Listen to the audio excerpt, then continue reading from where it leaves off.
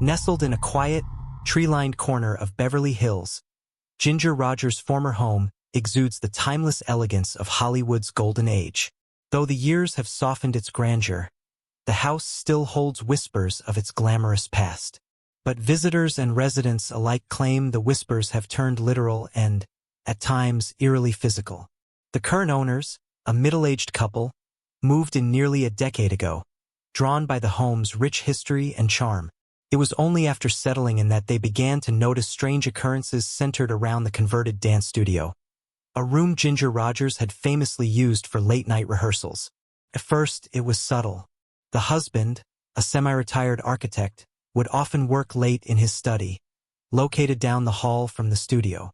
On several occasions, he swore he could hear the faint, rhythmic sound of tapping, like someone practicing soft shoe routines.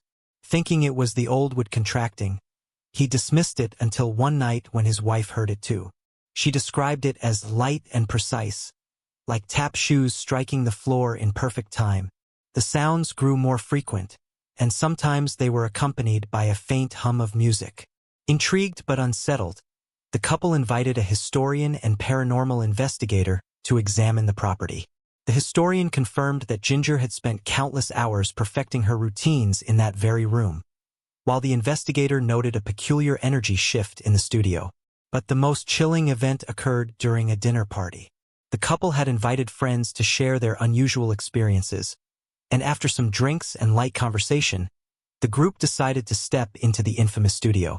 As they entered, the chandelier flickered, first dimming, then glowing brightly before abruptly going dark. Moments later, soft light filled the room, but it wasn't from the fixtures. Instead, it seemed to emanate from the edges of the floor, creating an almost stage-like ambience. Everyone froze as the faint echo of dancing steps filled the space. The taps were deliberate, faster now, as if performing an intricate routine. One guest swore she saw a shimmer, like a figure spinning through the room, but it disappeared the instant she blinked. The couple has since embraced the haunting as part of the house's character, calling the occurrences a beautiful mystery. Occasionally, neighbors report seeing faint lights from the studio late at night, though the couple insists they were asleep. Despite the unnerving experiences, they've chosen not to remodel the studio, instead preserving it as it was during Ginger Rogers' time. And when asked if they ever feel frightened, the wife responds with a smile. It's hard to be afraid when it feels like she's just dancing her heart out, like she always did. The couple's acceptance of the strange occurrences seemed to calm the activity for a while. Weeks passed with only the occasional flicker of lights or the faintest echo of tapping. But as autumn settled over Beverly Hills, the phenomena began to escalate in ways that left even the most skeptical among their friends unnerved. It started one evening when the wife decided to revisit some old photo albums left by the previous owners, who had preserved much of the home's original charm. Among the albums, she discovered a collection of black and white photographs of Ginger Rogers in her prime. In one picture, Ginger stood poised in the studio, her hands clasped delicately at her waist, her gaze confident and direct. The wife noticed something strange. The chandelier in the background looked identical to the one currently in the room, though the records claimed it had been replaced decades ago. That night, as the couple prepared for bed, the sound of footsteps echoed through the house, not just the tapping in the studio, but heavier, slower steps moving deliberately across the second floor. The husband, armed with a flashlight, cautiously searched the house, finding nothing but silence. Yet, as he passed by the studio door, he felt an inexplicable chill and heard the faintest sound of fabric brushing against the air, as if someone had just turned on their heel. The next morning, they found the studio door slightly ajar. Inside, the floorboards bore faint, powdery outlines of footprints, too small to belong to either of them. The couple called in the paranormal investigator again, who arrived with a thermal imaging camera and sensitive recording equipment. As they worked, the investigator's face grew increasingly tense. Finally, she motioned for the couple to join her outside.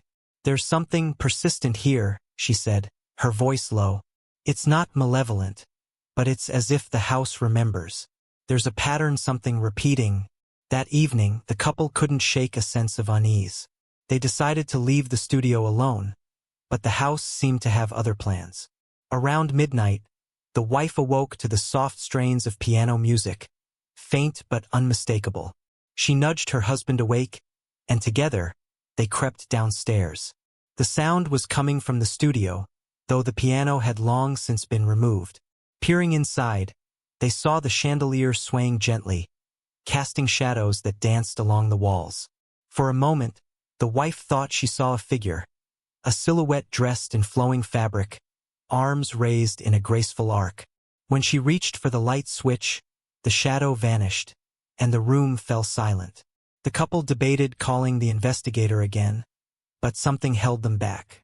Instead, they left the studio untouched, waiting to see if the house would reveal its secrets on its own. They didn't have to wait long. 2 weeks later, the husband returned home late after an office meeting. As he walked up the drive, he noticed something unusual. The studio's large bay window glowed softly, as if someone had lit a candle inside. Approaching closer, he froze. Through the glass, he could see the faint outline of a figure spinning and gliding across the room. The figure paused mid-step, and though its face was obscured, the husband had the unmistakable sensation that it was looking directly at him. Don't forget to subscribe and like if you liked this story. The husband stood rooted to the driveway, unable to look away. The figure inside the studio lingered for a moment, its form shimmering like heat waves rising off asphalt. Then, with a fluid motion, it turned and vanished into the shadows of the room. The faint glow from the window dimmed, leaving the studio shrouded in darkness once more. When he finally stepped inside the house, his hands trembling, he found his wife waiting at the foot of the stairs. Her face was pale, her expression taut with concern. "You saw it too, didn't you?" she whispered. Before he could respond, a sound cut through the air, a single note, crisp and clear, from a piano. It resonated with such clarity that they both turned instinctively toward the studio, but the room was silent. The piano wasn't even there, yet the note seemed to echo through the house, fading gradually into the stillness. Unable to sleep, the couple decided to revisit the photo album the wife had found. They spread the pictures across the dining room table, studying every detail, searching for a clue. That's when they noticed something they hadn't before. In several photographs, Ginger wasn't alone. A man appeared in the background, often in motion, his face blurred. He was dressed in a suit, standing close to her in a way that suggested familiarity. "What if it's not just her?" the wife murmured, her voice barely audible. They decided to consult the historian who had previously visited, hoping she could identify the man in the photographs. When they showed her the images, she frowned and adjusted her glasses, her expression darkening. "This is Jack Keenan," she said finally, her tone heavy. He was one of Ginger's dance partners in the early days. They were rumored to have a turbulent relationship, intense, passionate, but ultimately doomed. He died in an accident, right outside this house.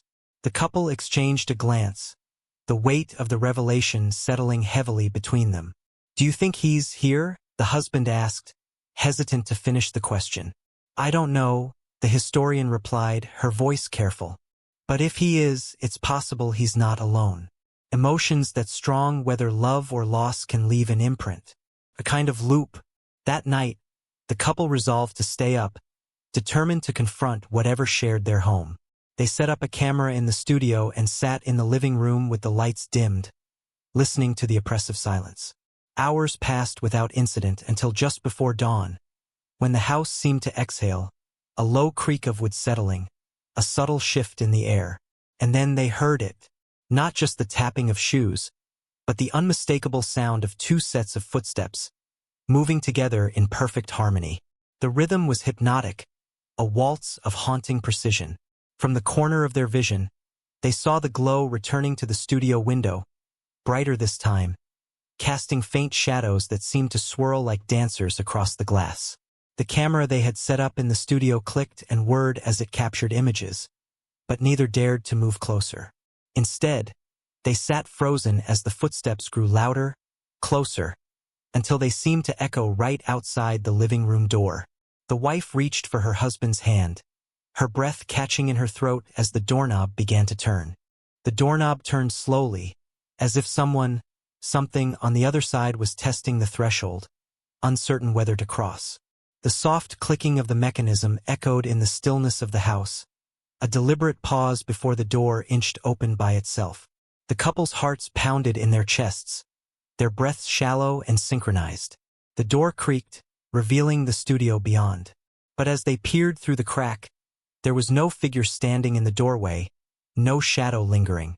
Only the faintest flicker of light moved across the floor, casting long, undulating shapes on the walls like dancers caught in mid-step, trapped between time and space. It was then that they realized the sounds of the footsteps had stopped. The wife whispered, barely audible, "Do you think we should go in?" The husband, trembling, shook his head. "We need to see what's happening, whatever it is. But we can't leave it like this." With hesitant steps, they moved toward the studio. As they entered, the air seemed colder, denser, almost as though the room was holding its breath. The light continued to flicker, casting fleeting shadows that seemed to swirl across the floor in slow, calculated patterns. The piano note from earlier echoed again, sharp, dissonant, cutting through the silence like a cry for attention. The wife reached out and, in a trance-like state, moved toward the center of the room, where a small brass lamp sat on the floor. Something was off. Her heart raced as she bent down, realizing the lamp wasn't just glowing faintly, it was warm, as if it had been recently touched. She pulled her hand back, startled by the heat, but when she looked up, her gaze froze on the far wall. A shadow, tall and indistinct, shifted against the farthest corner of the room. It was as if the shadows themselves were alive, growing thicker and taller, merging into a figure that moved with an unmistakable grace. It was not a blur but a presence unmistakable in its elegance. The wife's voice was barely a whisper as she grabbed her husband's arm. "It's her. It's Ginger." For a moment, neither of them moved. The room was filled with an overwhelming sense of presence, as if the air was charged, heavy with emotion and unresolved tension. The footsteps began again, slow at first, deliberate, matching the rhythm from the photographs. There was no music, but the floor seemed to hum beneath them, the wood vibrating with each step. And then the figure in the corner turned, its face now visible. It was not Ginger Rogers, nor was it the man from the photographs. It was something else, someone, or perhaps both. The figure smiled softly, its features indistinct, as if it couldn't decide who it wished to be. The light flickered one last time before it grew unbearably bright.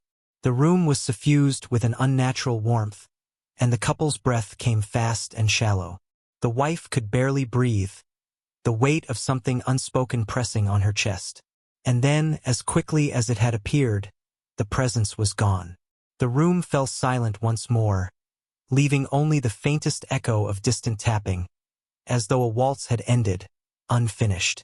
For a moment, the couple stood motionless, struggling to comprehend what they had just experienced. The husband, unable to form words, finally muttered, "It wasn't just Ginger. It was something else. Someone else was here with her." The wife nodded, her hand shaking as she reached out for the camera. She pulled up the footage, her eyes scanning the images. At first, everything seemed normal, the light flickering, the shadows dancing across the floor, but then, just as the figure had moved, the camera caught something unexpected. In the frame, right before the figure disappeared into the shadows, the image of a man, his face partially obscured by time, appeared in the corner. It was Jack Keenan, and he wasn't alone.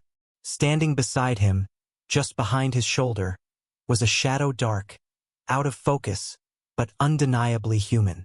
The temperature in the room dropped, and the camera flickered just before the figure faded into nothing. The wife stared at the screen in disbelief. "We need to know who he is," she whispered. But the answer, it seemed, was hidden somewhere in the house, somewhere deep within its walls, where the dance never truly ended. The couple sat in stunned silence, their eyes fixed on the screen, where Jack Keenan's face lingered before vanishing into the shadows. The flickering camera continued to capture the movement, though now the shadows seemed to pulse, as if alive. They could feel it, the sensation that something was waiting just beyond their reach, hidden within the walls of the house, woven into the very fabric of the room. The wife leaned in closer, her fingers trembling as she scrolled through the footage. It wasn't just the figures that unsettled her, it was the sound that followed. The tapping had intensified, now accompanied by soft whispers, faint but undeniably clear. They were voices, speaking in rhythmic, almost poetic language, as if reciting a verse. But the words were indistinct, foreign, lost to time. "Listen," she murmured, her voice barely above a whisper. Her husband nodded, his gaze fixed on the monitor, straining to make sense of the unnatural noise. The whispers were growing louder, a chorus of voices blending with the tapping. And then it happened again. The room seemed to shift. The temperature dropped, the air thickening as though an invisible force had entered. The husband felt a chill crawl up his spine, his breath visible in the freezing air. "It's coming from the walls," he said, his voice tight with unease. The wife glanced nervously at the wooden panels of the studio. They were ancient, the kind of rich oak that felt solid and impenetrable, but now they seemed wrong. The patterns of the wood shifted before her eyes, like veins under the surface, pulsing in rhythm with the sound of the tapping. "That's not right," she said, backing away from the wall. Without warning, the floor beneath them creaked, loudly. The tapping stopped abruptly, replaced by the unmistakable sound of something heavy dragging across the floor above them. The husband's heart skipped a beat as he looked up, his eyes scanning the high, vaulted ceiling. The dragging sound grew louder, each scrape sending a shockwave of dread through the house. "What the hell is that?" he hissed, eyes wide with terror. But before she could answer, the dragging noise ceased. A new sound filled the silence, the unmistakable sound of a door opening slowly, as if on its own. The wife gasped, grabbing his arm. "It's upstairs," she whispered.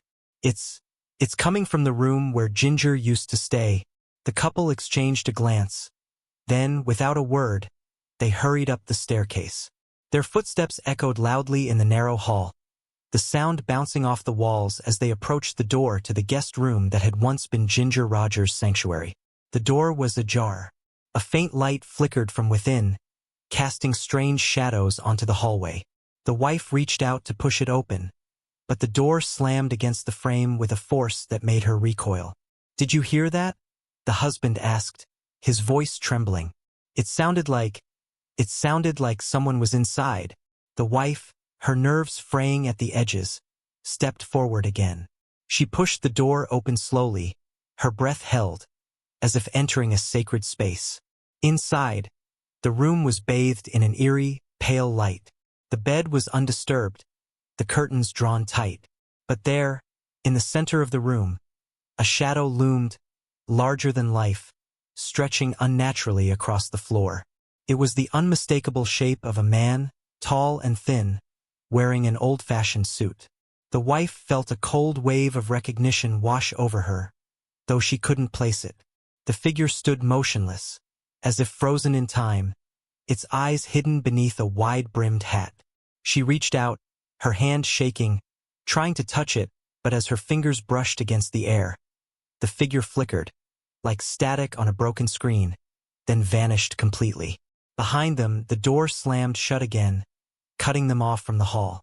The room plunged into a suffocating darkness. The whispering voices from earlier returned, louder now, as if 100 voices were speaking at once. "We're not alone," the husband breathed, his voice cracking. Then, in the oppressive quiet, a soft tapping began again. This time, it wasn't coming from the walls or the floor. It was coming from the bed, the wooden frame tapping rhythmically against the floorboards. It was the unmistakable sound of shoes, a tap dancer's shuffle, light and perfect in time, as though a dance was being rehearsed right beneath their feet. Suddenly, the wife turned, her eyes wide with fear. "The camera," she gasped. "It's still recording," but the camera previously set up in the studio had stopped. The screen was black. No footage remained. The whispers had intensified, and as she stared into the empty space where the figure had been, her voice barely escaped her lips. "We need to get out. Now." But before they could move, the floor beneath them creaked once more, this time, louder, as if something was pushing up from beneath the floorboards, something heavy and desperate. The whispers grew louder, more frantic. And then, through the darkness, a voice, distinct, clear, whispered directly into their ears. "Join us." The wife froze, her blood running cold as the voice seemed to resonate deep within her chest. Her husband, equally paralyzed, could only stare wide-eyed into the darkness. The floor creaked again, this time with a tremendous force, and the bed shook violently, as if something underneath was trying to break free. Desperation surged. The wife reached for the door, but it was stuck, as though the house itself had sealed them in. The whispering voices rose in volume, now a chorus of murmurs, calling out with insistent urgency. "Join us." With a final, frantic push, the husband managed to force the door open, and they bolted into the hallway, not daring to look back. Behind them, the whispers faded into silence, leaving only the sound of their hurried breathing and pounding hearts. They ran down the stairs and out the front door, not stopping until they reached the end of the driveway. As they looked back, the house stood eerily still, its windows dark, silent, uninviting. They never returned. And as the years passed, no one ever truly knew what had happened inside Ginger Rogers' house. It stood abandoned, a relic of the past, with the occasional passerby swearing they saw lights flickering in the studio late at night. But no one ventured close enough to confirm the rumors. The house, it seemed, had found its dancers. Don't forget to subscribe and like if you liked this story.